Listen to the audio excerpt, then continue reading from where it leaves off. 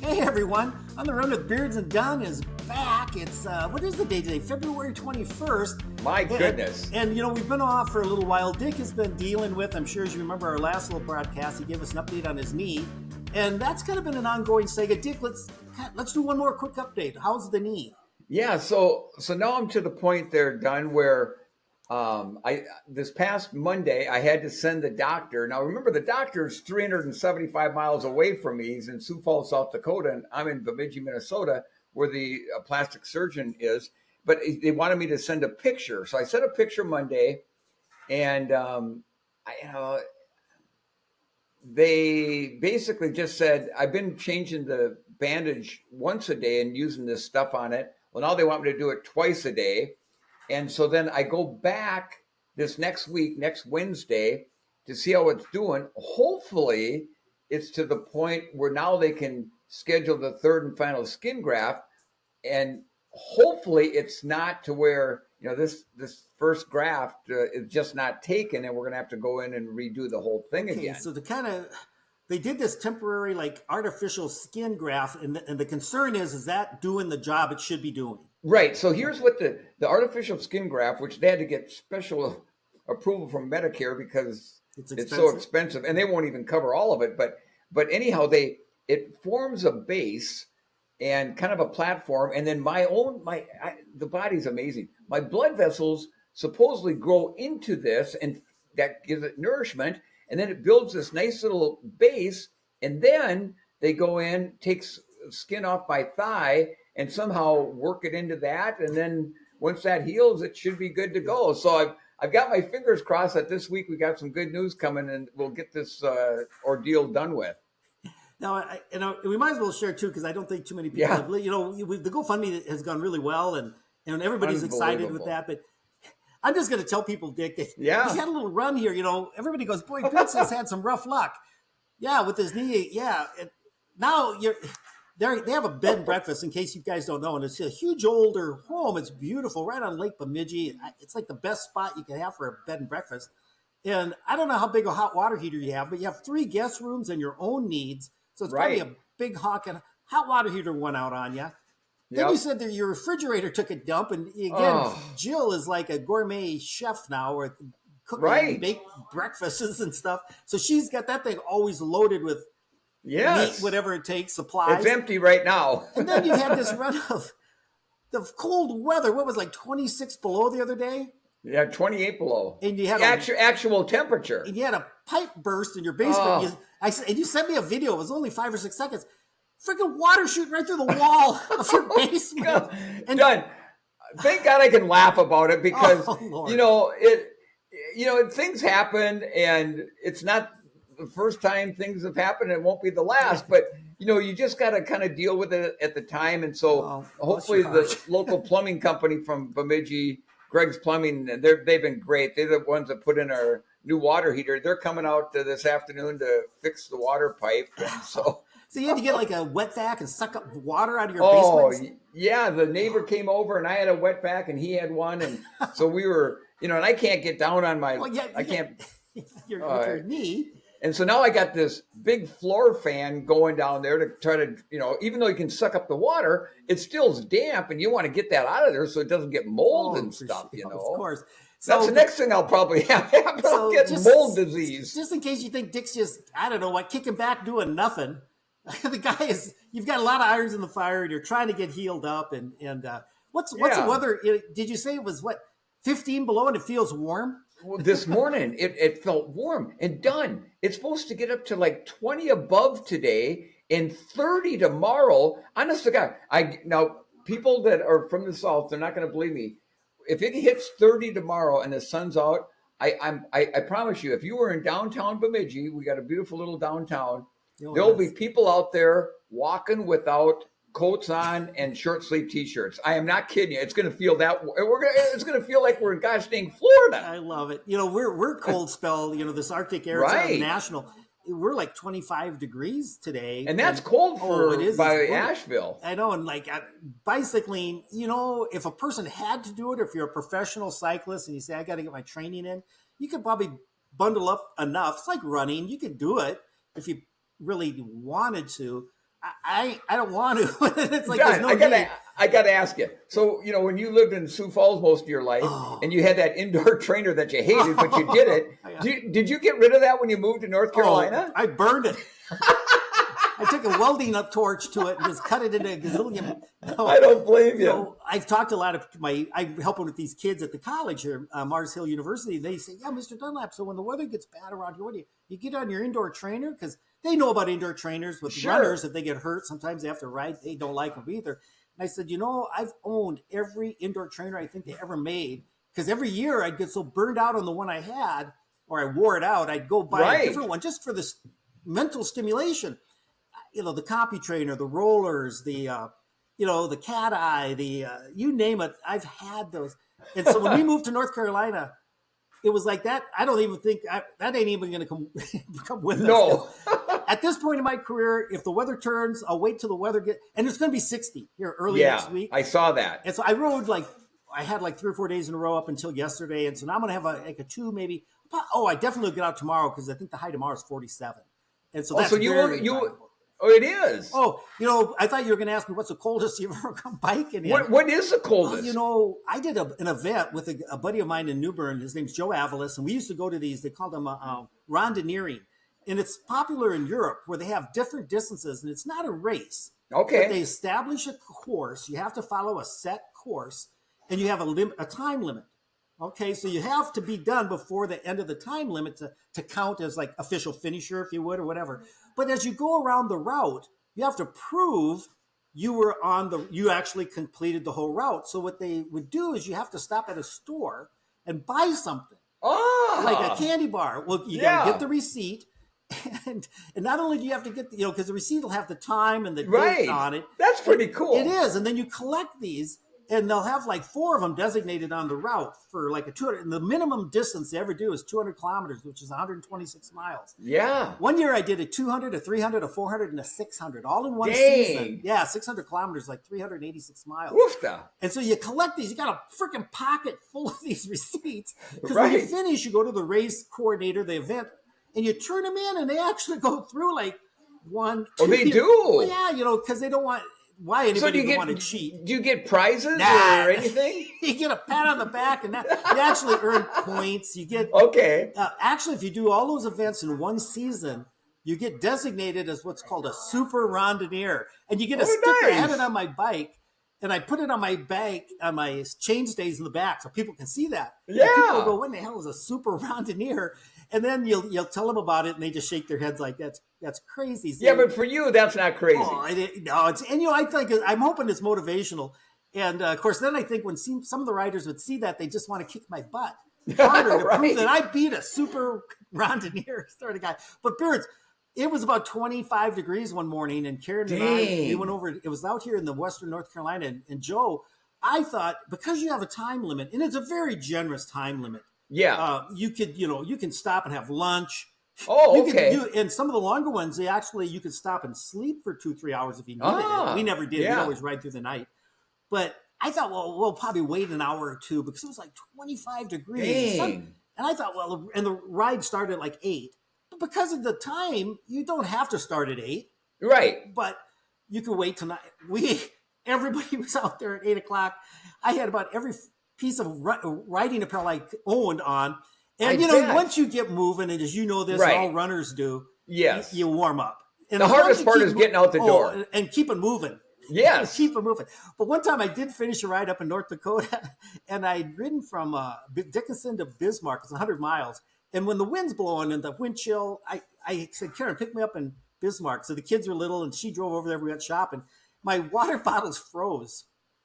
On my bike because it was so cold it froze the water. But I was as long as I kept moving, I had enough heat generated. Well, so Dunn, maybe we mentioned this in a former podcast, but the coldest I've ever run. Remember the old cabin we used to live in? Yes, up at St. Croix on the St. Croix River. On the St. Croix River up in east central Minnesota.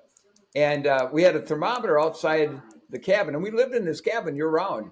And I looked at it, and it was pegged out. It was as low. It couldn't go any lower. It was minus 60. And I told my then wife, Mary, I said, I'm going out for a run. Well, she thought I was nuts.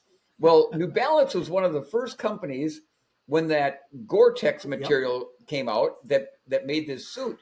So I was all bundled up. I put this Gore-Tex suit on. I walked out the door, and I was all bundled up in my face. And I felt like the Tin Man on the Wizard of Oz. I could hardly move, but done.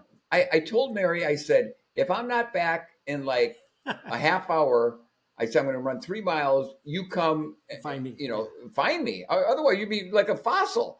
So I remember there was no wind.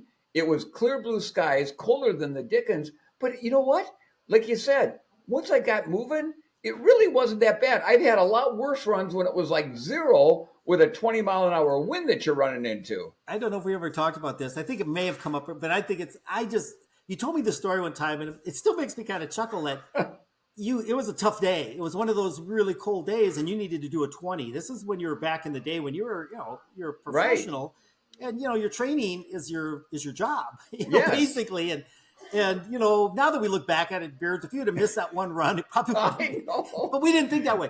But you told Mary, you said, look, it is, with the wind blowing, I'm like, how about I'm going to have you haul me out, which you didn't do very often. And you said you looked at the weather and the wind was out of the northwest or whatever it was at 10, 15 miles an hour. And you go, this will be a good route. I'll have pretty much a tailwind all the way home. So Mary drives you, and when you drive 20 miles, it's like, holy Snikey, it's a long ways. No. And I just love the story because you said, I hopped out of the car and it's cold. So you're like, and Mary turned around, took off.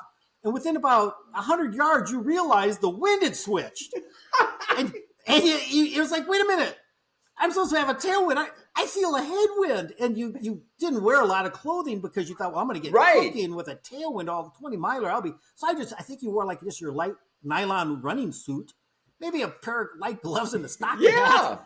And my favorite part of the story is he said you started waving your arms. You're like if Mary will just glance up into her rear view mirror, she'll see me waving, gesticulating, whatever the word is, and she'll go, well, geez, what's he doing? She'll pull over and you can go, wait a minute. I was jumping up and down like I was on a trampoline. Well, you're probably like, oh my God, because you knew once she was out of sight, it's done. There was nobody else coming along down that road. No. And I think you told me it was the coldest you'd ever been. Oh. You just grit your teeth, and what else could you do? Yeah, well, let's just say this then. That's why we couldn't have any of our own biological kids. That's why we adopted Andy. You know what? Things got a little froze, if you know what I mean. Well, and let's move on. But we didn't have cell phones, Beards. Now I don't go for a bike ride. Heck, I've turned around at the end of my driveway because I forgot my cell phone. I know it. Like Mike, how many bike rides did you do when you didn't have a cell phone? Thousands. You won't do one without it? No, it makes me nervous because I know it. I have no communication then. I'm like that. I'm that way when I'm out on a guide trip in my boat. For years I never had a cell phone. Now I can't imagine being without one. Well, I've seen some photos of you, and I think I have a few of myself coming in from one of those runs. And I was over at the pool at the college yesterday. I had to go over and talk to our head coach and a couple of our girls who've been injured, and even some of our healthy girls who have used deep water running. And that's kind of a topic for training is you go through your running motion in the deep end of the pool. You usually wear a flotation device because it's pretty brutal to try to tread water and maintain your running form without going under. Yeah. And so by wearing water down your lungs. Flotation device. But you're getting a cardio workout, and I've seen some of our girls' heart rates are like 150. I did those many times back in the day. And so they were over there doing it. The NCAA rules require a coach to be, because it's a workout for them. Sure. That's their workout. So the coach has to be present. You can't just say, well, good luck. Well, don't drown. Stuff like that. Right. So he was there. So I went over to chit-chat with him about some things coming up. And one of the girls who had got done it, I think she had gone outside and came back in, and she goes, geez, look at, my hair's frozen. And she had one little tiny icicle on her hair. And I started laughing. I said, if you saw some of the photos of guys from Minnesota, from the Midwest, coming in from a run in the wintertime, they look like the freaking abominable snowman because they've got icicles hanging off their noses, off their mustaches, off their beards. You're probably going to send me one right now. Done. I'm going to send you one. Maybe you can post it. I will. This is from last winter or the winter before. I can't remember. You got to take a chisel and a hammer to find you underneath there. I'll find one and I'll send it to you. Maybe you can put it up on the we've talked about why Minnesota and from the Midwest in general, some really good runners have come out of, runners come out of everywhere. But, if you can tolerate training, like Greg Myers said, getting up and going out on a cold day is a choice. Right. And it wasn't a choice for most of us. It was like, nope, I'm doing it. I'm not even I'm not second guessing myself. No, some people don't. We didn't think twice. And back then, we didn't have these fancy treadmills and all that kind of we stuff. Wished we did. I wish we had a treadmill. That was unheard of. And so, but the things that runners go through now, and Beards, since we got a minute or two here, we got a few minutes. One of the topics I'm doing some research in is, I don't know if you've been on the internet lately, is the sodium bicarbonate. Have you ever heard of that? I've been reading about this. I don't understand it, but you probably do better than I do. Well, I've been doing some research, and one of the runners on our team has been doing some research. He sent me a link yesterday, and basically it's baking soda. You go, well, that's been around forever. And actually, the first research on this stuff was done back in like the 1930s. They were looking at the effect of sodium bicarbonate, because they figured out that the pH of our blood, when we run and we develop, let's just use lactic acid for lack of a better term. That's a byproduct of metabolism. It makes our blood more acidic than our body. We try to maintain this what's called homeostasis. Stay right in the middle, not too acidic. Whenever you say feel the burn, well, yeah, that's because your muscles are burning. It hurts, and your muscles for self-protection will make you stop. And sodium bicarbonate can buffer that, can delay that process or reduce it for a period of time so it doesn't build up as quickly. And the story is that Jakob Ingebrigtsen, a lot of the type people, and it's kind of one of those things, if you stumble upon something that works, it's not going to be like, I'm going to tell everybody about this, because then your competition is all using. Everybody's trying to find that, like, what can give me a little edge. And I think what really hit the fan is when Grant Fisher here recently is, fantastic runner for the United States, set two world records. Within a week, he got the indoor world 3,000 meter and the 5,000 meter records, world records. And he said, I've been using sodium bicarbonate, and I think, because I can't tell you if it really helps. But obviously it hasn't hurt. He goes, I'm not sure if it's just a placebo effect. Well, a lot of the research shows it does show, in the one study I was looking at, it showed like in a marathon, in a 2-hour event, it could give you like a 2%. It'd be like a 5-minute advantage. Well, maybe if you're a 3-hour marathoner, you might, I don't want to belittle that, but maybe 5 minutes isn't the end of the world. And then you put another 5 minutes on the super shoes. Oh my gosh, you're all the ones. If you're a 220 guy, all the ones you're a low 2-teens guy. Yeah. And this sodium bicarbonate, the problem with it is ingesting it. They said, if you can't just I'm going to get some baking soda, I'm going to mix it up in a glass of water and slam her down and go for a run. Don't work. I guess your GI tract is and it can work. And does it take time to get into your system? There's a new company. There's only one company out of Germany that's kind of, I hate to use the word perfected, but they've been selling a product, and the company is Maurten. Martin. I don't know if I'm saying that right. It's German. Okay. And you can go on the internet and just put sodium bicarbonate athletic drink. And I watched a video about it, and you mix this powder into a stabilizing solution. It looks like gelatin. And you've got these little white pellets of sodium bicarbonate that form in this Jello. Let's see, it looks like a big bowl of Jello. So as you eat it, this gelatin protects your stomach. So you get it into your intestines where your body they can absorb it without going through the GI. Do they put flavor in the Jello? I wonder. Yeah, and you can. I'll send you the link, Beards, and it's on YouTube. Just go to YouTube and put sodium bicarbonate. Yeah. You're going to find it. It's about a 12-minute video. And this kid, he's over in Europe. He says, "I'm going to try it," and that's kind of where I'm at right now. Do I want to buy some of this stuff? I'm pretty dialed in on my bike with my watt meter. I kind of know when I'm on the flat going hard, I'm holding about 200, 210 watts. Yeah. And if I go into a climb, I can hold about 240, 250 watts. So now what if, and I'm pretty consistent. I mean, I've done this hundreds of times. Right. What if I tried this? And here's how you do it. My first couple of questions were, do you have to be on this for a period of time? How many doses do you have to have in your system? Yeah. One dose, 90 minutes before you go out. You drink a bowl, eat a bowl of this stuff, wait 90 minutes to give your body a chance to use it. And this kid did it, went out and did a set of 1,000 meter intervals running. Yeah. And he said, wow, he said, I ran faster than I felt like my time is better than I thought it was going to be. Wow. He might have been feeling like he was running at 80 to 90% effort, but he was getting like 100% effort result. And so it's intriguing. Now, do you want to know the downside? 4 servings. What do you think 4 servings would cost you? Let's see. You can buy it in the store for like $1 a box. Right. Probably $10, $15. $70.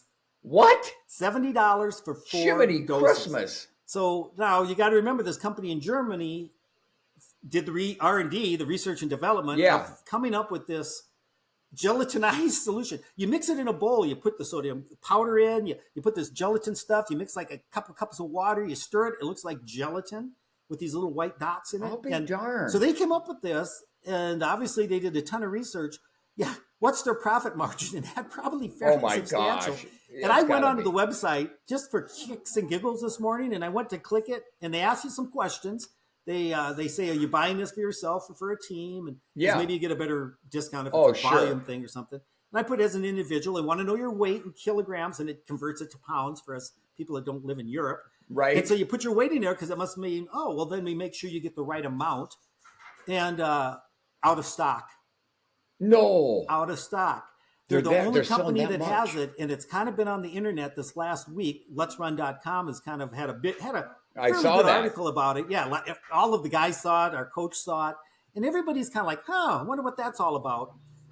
And I think it's the cat's out of the bag on this one.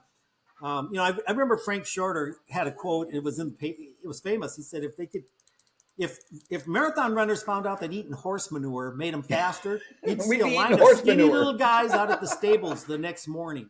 Yep. And you and I joke about it about bee pollen back in the 70s. Right.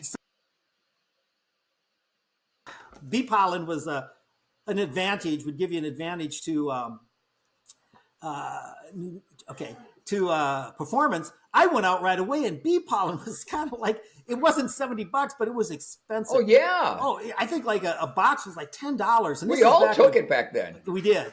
And, we'd go run, and did it help? We thought it did. And, you and I have said, if you think it's helping you, it's helping you. Yeah. And that's kind of what Grant Fisher said as well. He goes, when you're at that elite level, but again, I would like to think when those guys use it or not using it,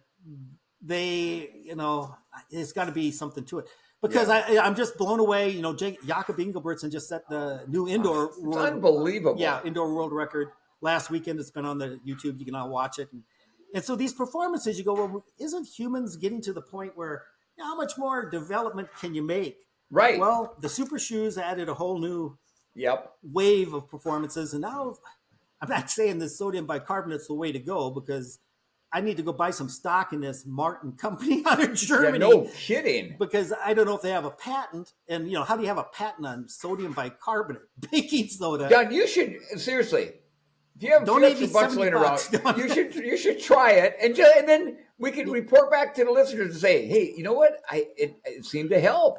I'll keep an eye on the website and see when is it going to be available. Because if the company's out, because I think what's happened is people that are listening to this, all 3 or 4 of them, somebody might go out and go, I'm going to try that stuff. Yeah. Well, obviously after Let's Run came out this week, I think there was a lot of people said, I'm going to try this stuff. Yeah. And it's been out for a long time, and it's kind of the cat's out of the bag. I think people have been using it for a while. It's kind of like Nike with their super shoes. I kind of think it was almost a little bit of dirty pool, but Beards, maybe you know more about it than I do, but some of their athletes were using these shoes before we knew what they were. Absolutely they were. Galen Rupp, I think, was in the Olympic trials, London maybe even. And, back in, when was London? I can't mind, 12. And, him and Mo, those guys, were they using the super spikes? I think, they had an advantage. Somehow or another, the IAAF didn't say whoa. No, you're using a technology here no one else knows about. But again, that gets into the politics of sport, it and does. So who knows? And it just makes me, I've had a couple of people. I saw some comments about the sodium bicarbonate. Some people go, "Hey, it's totally natural." whoa, wait a minute. This buffering agent, so you can produce this buffering agent probably through hard training. You know, your own body will adapt to absolutely. That. Now you're super compensating it with an external dose. Yeah. That your body is now in an absorbable way that this company had come up with. Because if you just do it, don't please. If anybody takes a couple tablespoons of sodium bicarbonate, baking soda, and drink it and go or suck it down. Probably you didn't hear it from me. Intimes. Oh, it sounds like horrendous gastric bloating, diarrhea, cramping. I mean, it's like everything that you could not want. But they come up with a way to get it into the system. And it's like, hey, there's no rule against it. Well, so it's almost like super shoes. Does that mean the day's coming where if you're not on it, you're at a distinct disadvantage? And if you are, you know, and so you're almost forced to use it. Nobody's forced to do anything. I'm sure, like, the IAAF and World Doping's probably all looking at it. How do you monitor that? How do you measure it? You know, that's it. What's the legal amount? I'm going to brag a little bit. My hematocrit, I have my physical this week, Beards. My hematocrit, which is, as you know, is your percentage. It's like your density of red blood cells. Yeah. Hemoglobin is like you have a healthy amount. Right. But then your hematocrit is kind of like you have a density, a good bunch. 50% is always kind of like the goal for cyclists. In fact, they made a rule in cycling now. If your hematocrit's above 50, it's kind of like you got some explaining to do because it's really hard to get it up that high. Okay. Now, some people can show through physicals over year blood work. They are genetically, and they lived at altitude. They just naturally have a higher hematocrit. A lot of athletes will cheat, try using EPO and blood doping to get their hematocrit up higher. And mine is always, and I was at 51%. And dang. Yeah, you know, and I've been riding hard and stuff. But mine has always been around that upper 40s to low 50s. And, you know, you always like to think, well, what separates, you know, why did, and I'm not saying I was all that, not even close to you guys, the world-class guys. But, you know, there are some genetic little things that either your body developed through hard training or you were, I use the word just gifted genetically with. Or gifted genetically, with, right. You know, you think your great-great-great-grandparents. Somehow or another, they did something that created this little mutation that got trickled down to you that gave your heart and blood vessels and muscles this ability to process, you know, oxygen and develop waste products lower. And, you know, I just saw that video that you, Benji Durden was our guest several months ago, and he sent a video of you and him duking it out. Oh, man, that brings back memories. Oh, I loved it. And it was terrible. It's 1982. It wasn't bad. I mean, for back then. It reminded me of the Duel in the Sun video on YouTube. Yes. Because it's shot with, like, out of the back of a car. Right. And, I mean, there's no stabilizer on the camera, but it's better than nothing in Beards.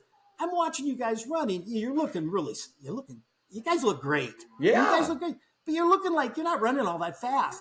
Then I see you across the finish line, 1:03:10. Right. And like 1:03, I think he might have beat you by 20 or 30 seconds. Yeah, 20 seconds. Yeah. And I'm thinking, wait a minute, that's like 450 a mile.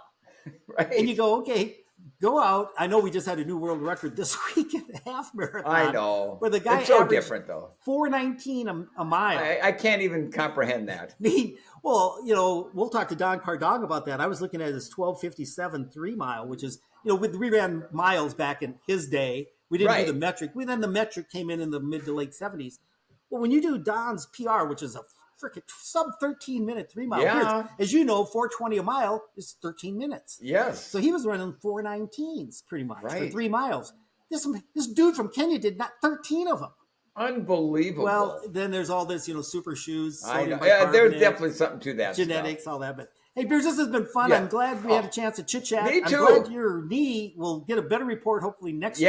And hopefully we'll have Don Cardong. Don Cardong, we've been working with Don. He's what a super guy, and he's so gracious. And he's going to be our next guest. And you talk about a history of running that goes. He's Doug Curtis and I were talking about Don Cardong. I saw Doug here recently, and I mentioned we were going to have Don Cardong on, and he said, I think it might have been John Conley. I think it was John Conley actually. It was one of those two guys, and he met Don Cardong, and he said, Don, you're one of my heroes.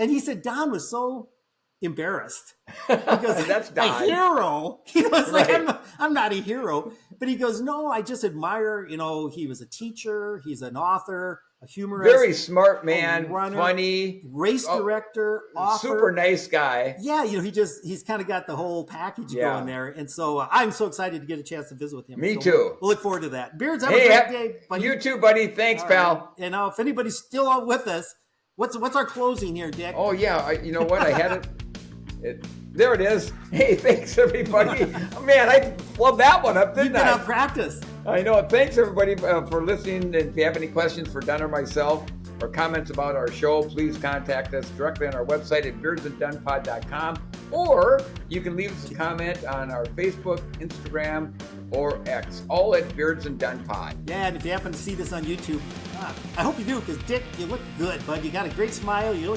look healthy, and I just hope your knee is going to be as healthy. But yeah, don't be afraid to subscribe or hit the, leave us a comment. We always love to hear from you. Have a great day, everybody.